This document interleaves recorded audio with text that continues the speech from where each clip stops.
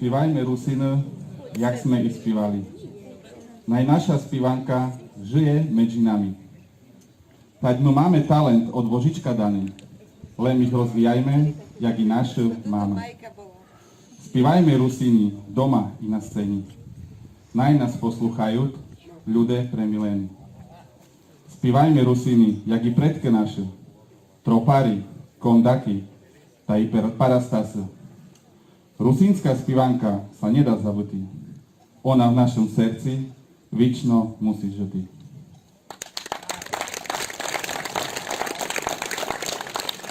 Sláva Isusu Christu. Добрий день, дорогі любителі русинської народної співанки. Добрий день, дорогі гості з близька і здалека. Добрий день, дорогі дами і панове.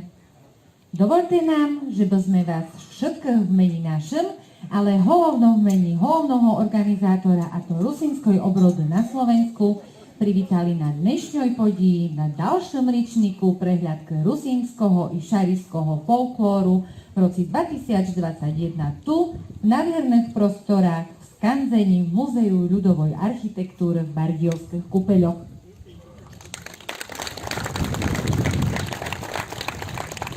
O oficiálne otvorenia prehľadky poprosím pána predsedu Rusínskej obrody na Slovensku Martina Karaša a predsedničku Rusínskej obrody regionálneho klubu v Bardejovi pani Vierku Juričovu.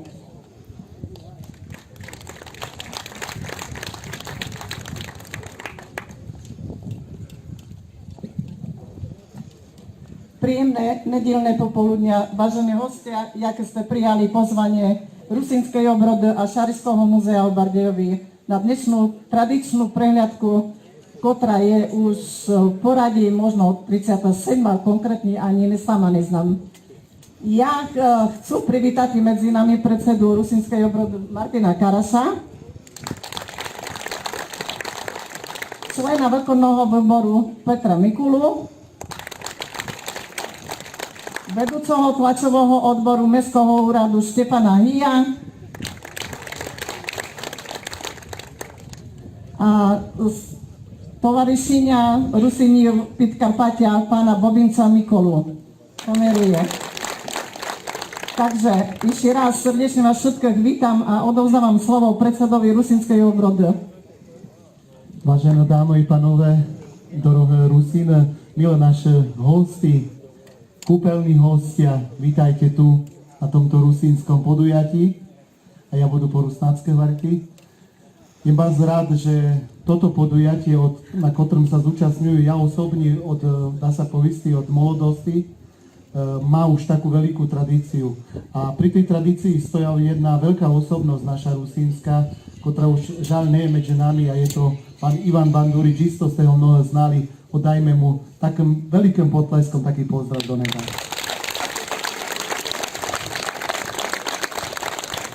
Ten človek stojal nielen pri tomto podujatí, ale stojal pri mnohých dobrých vecach tu v Bardejovi, ale aj v inších regiónoch Slovenska.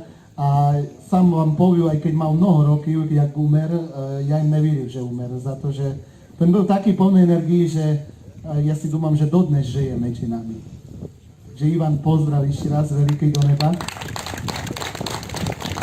Dámy i panové, naša rusínska obroda sa snaží rozvíjať rusínske zvyky, tradície, náš jazyk, našich ľudí, že by sa hlosili ku svojmu rusínskému jazyku, ku svojej národnosti. Aj toho roku sme pracovali na tom, že by tu bola kampaň pred ščítaním obyvateľstva, kde mnoho sme sa prihlosili ku rusínskej národnosti. A ja si dúfam, že tu na Slovensku máme bardzo dobré podmienky vytvorené na to, že by sme rozvíjali našu rusínsku kultúru, náš jazyk. A za to vás tu aj poprosím, veďme svoju mladú generáciu ku tomu, že by sme utrimovali rusínsky jazyk, rusínske zvyky, tradície, kultúru, že by náš národ bol živý, tak jak bol tu živý 1000 rokov pred nami. Takže ešte raz, aj toto podujatie najprispieje ku tomu, že Rusíny tu byli, sú i budú, jak varil Alexander Tuchnovič. Ďakujem vám všetkým za poslúchanie. Prajú príjemnej umelecký zážitok.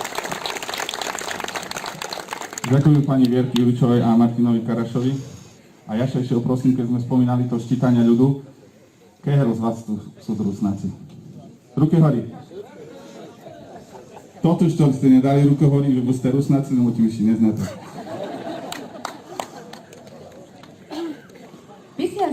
Písal sa rok 1990 a svoju históriu začala písať perša porevolučná a v dnešním čase i najmasovejšia rusínska organizácia na Slovensku.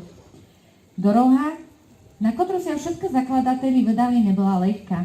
Od samého začiatku vybojovali pro Rusíniu práva, ako prináležať národnostní menšiny v našej republici a podporu štátu v oblasti kultúry, školstva i ostatných sfér života. 22.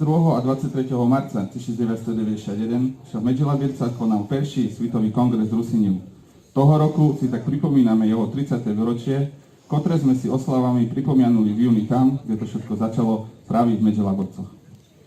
V roci 1995 sa rusínska obroda na Slovensku zaslúžila o kodifikáciu rusínskeho jazyka, jaký bol zaražený medzi východoslavianské jazyky a v jeho spisovní verzii začali pro nás publikovať i rôzne periodika, jakom boli Národní novinky, časopis Rusín a neskôršie i Inforusín, a z rôznych relácií začala na nás rusínčina zvučať i cez rádio i televíziu. Rusínska obroda na Slovensku sa začala rozrastať a dnes má ponad 1000 členov a 22 miestnych organizácií v rôznych oblastiach našej teritorii. Jak už dneska Martin Karáš spomenul tú jednu významnú osobnosť, pána Banduriča, tak život nám prináša krásne i veselé chvíli, ako je dnešná prehliadka. Ale bohužiaľ aj toto najsmutnejšie. A takom je i strata molodého človeka, výborného muzikanta, harmonikára, špíváka, zabavača i hordoho Rusina a rodaka Štyrča Ľuboša Dedika. Pred 2 týždňami tragicky odišiel z toho sveta. Radosť i veselosť, ktorú rozdával, už nezažijeme. Ale jeho nezabudnutelný hlas ostal v špívankách, ktoré môžeme slúchať v tých CD-čkoch, ktoré našpíval so svojou kapelom Roland Štyrča. Chybaž nelen rodinní či kamarátom, ale aj rusínskej spoločnosti a obci, ktoré je zbol aktívne. Vyčnaja ti pamiat, Ľuboš. Teper mi dovolte, že by sme mu spolu venovali spomienku a vzdali hold symbolickou minútou ticha. Šarišského folkloru pro vás pripravila Rusínska obroda na Slovensku v spolupráci s místnou organizáciou Rusínskej obrody regionálneho klubu v Bardiovi a Šarišským múzeom za finančný podporu úradu vlády Slovenskej republiky. Program dnešnej prohľadky sme pro vás rozdelili do vecej bloky. V tom peršom sa vám predstavľať súrodenci Lavra i David Čuškov z Biloveže a po nich to budú sestry Lianka a Stefany Kováčové z Ortuťovej. Všetko toto účinkujúci súď išli vzrostom i výkonu molody, ale za sobou už majú vecej úspechy v oblasti rusínskeho folklóru.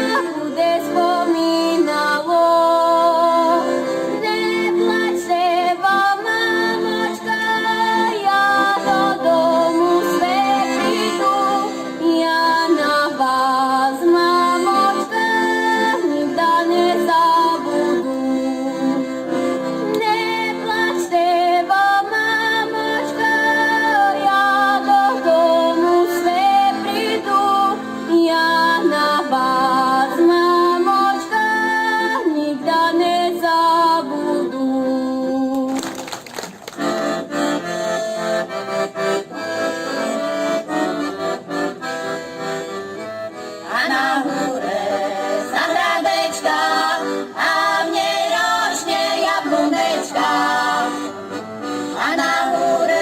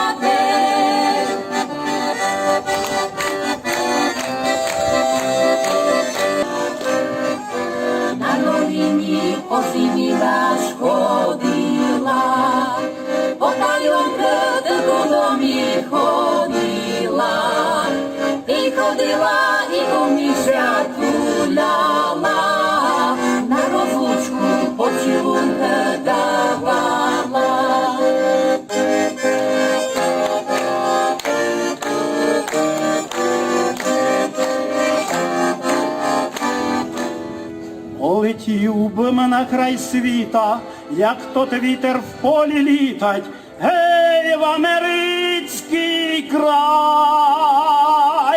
Лем жаль мітя моя хижо, лем жаль мітя моя хижо, глиняна жаль. Лем жаль мітя моя хижо, лем жаль мітя моя хижо, глиняна жаль. Ой, жаль мі вас, вівці сиві, що плекав вас та стризими, гей, який мі вас жаль. Бо іначе б поїхав в америцький край. Бо іначе б поїхав в америцький край.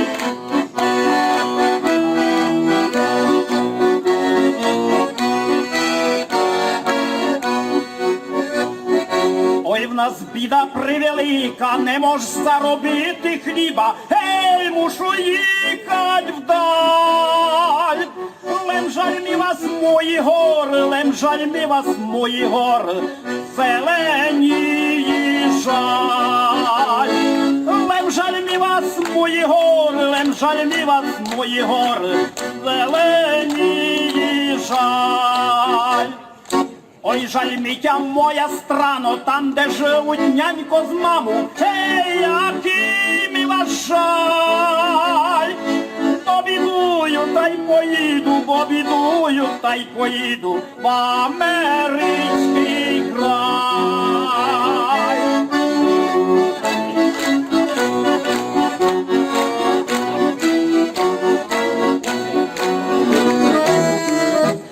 Повідають люди, що я ніч не роблю, і то не робота, ще на танець ходжу, і то не робота, ще на танець ходжу.